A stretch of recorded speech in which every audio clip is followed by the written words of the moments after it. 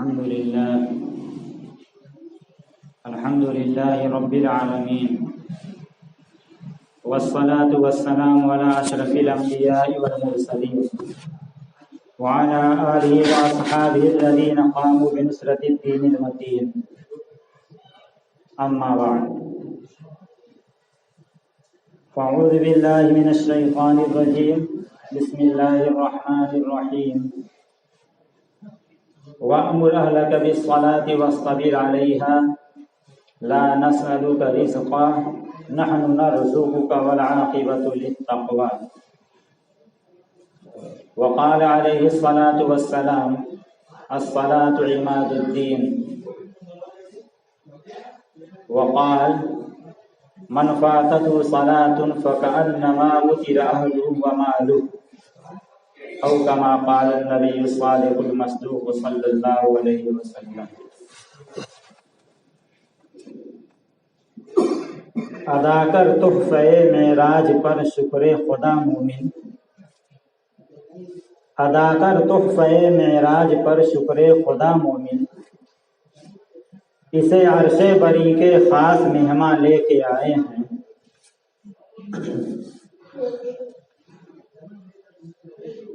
محترم سامعین،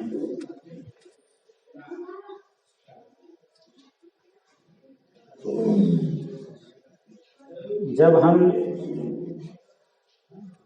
کلمہ طیبہ لا الہ الا اللہ محمد الرسول اللہ صلی اللہ علیہ وسلم کو پڑھ لیا تو یہ کلمہ پڑھنے کے ذریعے ہم نے اس بات کا عہد کر لیا کہ ہم اللہ تبارک و تعالیٰ کو اپنا احکم الحاکمین مانیں گے، اسی کو اپنا خالق اور مالک مانیں گے، اور اسی کے احکام کی بجاوری کریں گے، اس کی تعلیمات اور اس کی ہدایات پر عمل کریں گے. تو اس کلمہ طیبہ کے ذریعے جو ہم نے ایک عہد کیا، اس عہد کے اظہار کا، عملی طور پر اس عہد کے اظہار کا سب سے پہلا مرتبہ کہیے، سب سے پہلی چیز نماز ہے. اس عہد کے اظہار کی سب سے پہلی چیز نماز ہے. نماز کو اللہ تبارک و تعالیٰ نے ایک امتیازی مقام عطا کیا. عام شریعت کی عام عبادات اور عام احکامات کی طرح سے نہیں، بلکہ نماز کو اللہ تبارک و تعالیٰ نے ایک امتیازی مقام اور ایک خصوصی حیثیت عطا کی. وہ اس طرح سے کہ تمام احکامات اللہ تبارک و تعالیٰ نے نبی پاک صلی اللہ علیہ وسلم کے اس روئے زمین پر ہوتے ہوئے عطا کیے گئے. اور جب نماز کو فرض کرنے کی باری آئی تو اللہ تبارک و تعالیٰ نے اپنے محبوب جناب محمد الرسول اللہ صلی اللہ علیہ وسلم کو اپنے پاس شب معراج میں بلایا، اور اس سے پہلے آپ کے سینے اطہر کو زمزم کے پانی سے دھو کر کے پاک کیا گیا، اور پھر بارگاہ قدس میں ساتوں آسمان کے اوپر سدرۃ المنتہا کے اوپر جا کر کے اللہ تبارک و تعالیٰ نے اپنے پاس نبی کریم صلی اللہ علیہ وسلم کو بلایا. تو وہاں پر آپ کے اوپر اور آپ کے امت پر نماز فرض کی گئی. نماز کا حکم ساتواں آسمان کے اوپر سدرۃ المنتہا کے اوپر اللہ تبارک و تعالیٰ نے اپنی بارگاہ میں بلا کر کے دیا. کوئی خاص امتیاز ہے تبھی تو. ایسا لگتا ہے بزرگوں نے لکھا ہے کہ جب نبی کریم صلی اللہ علیہ وسلم اللہ تبارک و تعالیٰ کی بارگاہ تک پہنچے تو لگتا یہ ہے کہ اللہ تبارک و تعالیٰ کے سامنے نبی کریم صلی اللہ علیہ وسلم نے یہ عرض کیا، ہم وقت آپ کو ہر لمحہ، ہر آن، ہر جگہ پر آپ کو اپنی امت یاد رہتی تھی، امت کی فکر رہتی تھی. تو ایسا لگتا ہے کہ وہاں پر بھی نبی کریم صلی اللہ علیہ وسلم نے اللہ تبارک و تعالیٰ سے کہا کہ آپ نے مجھ کو یہ بلند مقام تو عطا کیا یہ بلند مرتبہ تو آپ نے مجھ کو عطا کیا، لیکن میری امت کو کیا ملے گا؟ تو اللہ تبارک و تعالیٰ نے کہا کہ میں آپ کی امت کے لیے 5 نمازوں کا تحفہ عطا کرتا ہوں۔ یہ 5 نمازیں جب آپ کی امت ادا کرے گی تو یہ سمجھے کہ یہ 5 نمازوں میں آپ کے میرے مومنین بندوں کی اور آپ کی امت کی معراج ہوگی۔ صرف علماء نے کہا صلاۃ معراج المومنین، نماز مومنوں کی معراج ہے۔ نبی کریم صلی اللہ علیہ وسلم کی معراج ہوئی، آپ کو عرش پر بلائے، عرش کے پاس اپنی بارگاہ میں اللہ تعالیٰ بلا کر کے آپ کی معراج کرائی۔ اور امت کی معراج کیسے ہوگی کہ امت نماز پڑھنے لگے، خشوع خضوع کے ساتھ نماز پڑھنے لگے، تو یہ امت کی معراج ہے۔ اس میں بندہ اللہ تبارک تعالیٰ کے نزدیک حد درجہ قریب ہو جاتا ہے۔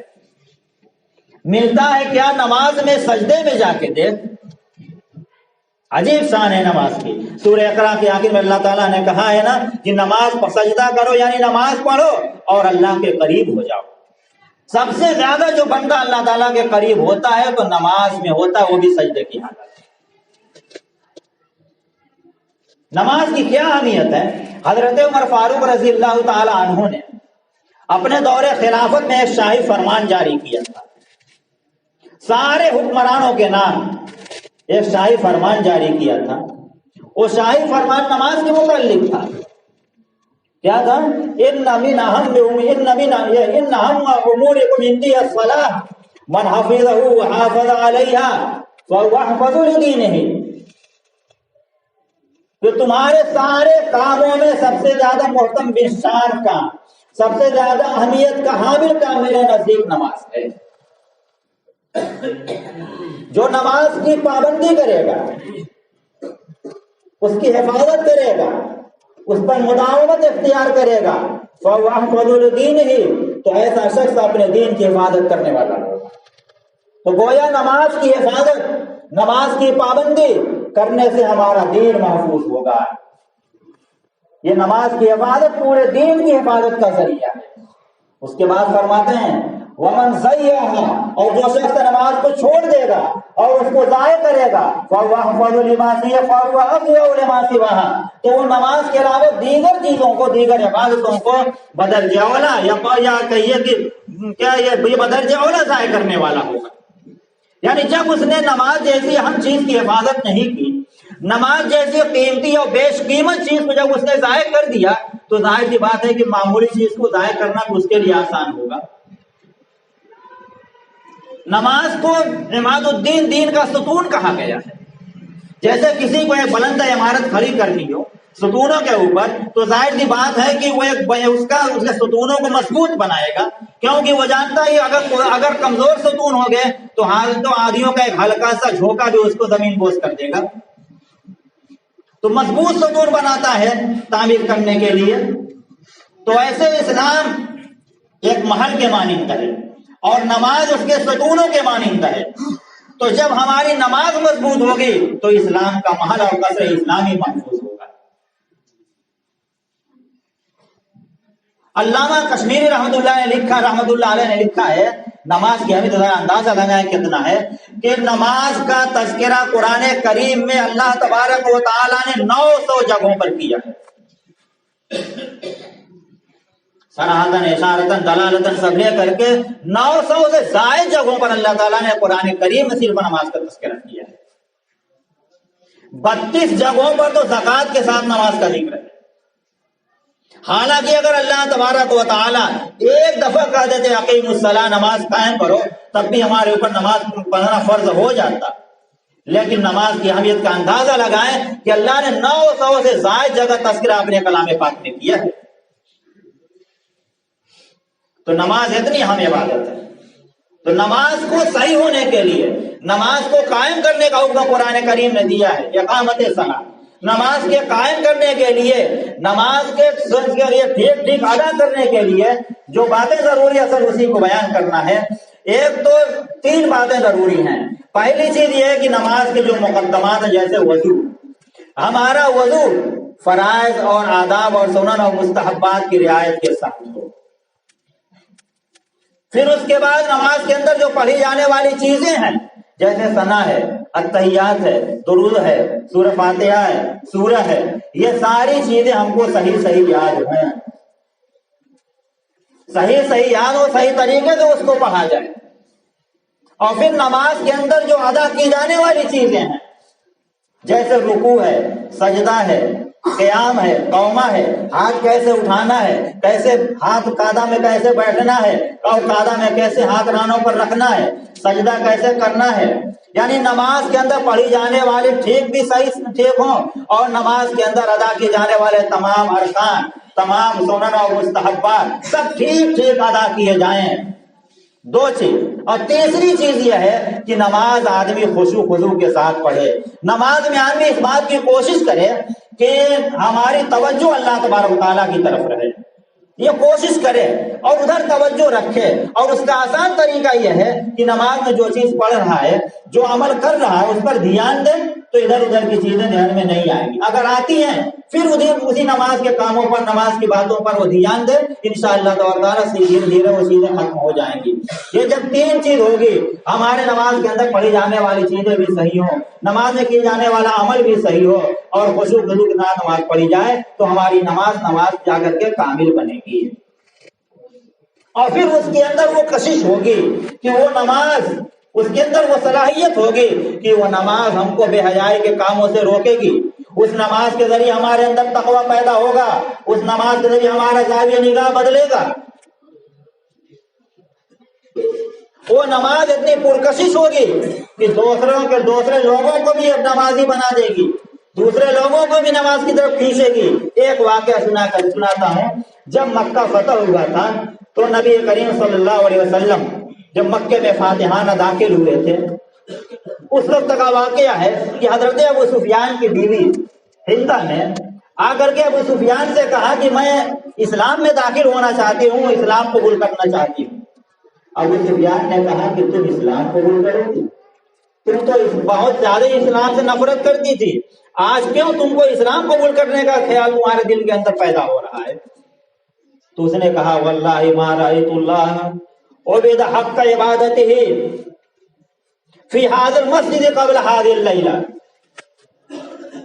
ابو سفیان کی بیوی کا دی خدا پاک کی قسم، آج سے پہلے، اور آج یہ وہ کہتے ہیں کہ اس رات سے پہلے اس مسجد حرام میں نے کبھی بھی اللہ تبارک و تعالیٰ کی عبادت اس طرح کرتے ہوئے نہیں دیکھا جیسے کہ اللہ تعالیٰ کی عبادت کرنے کا حق ہے۔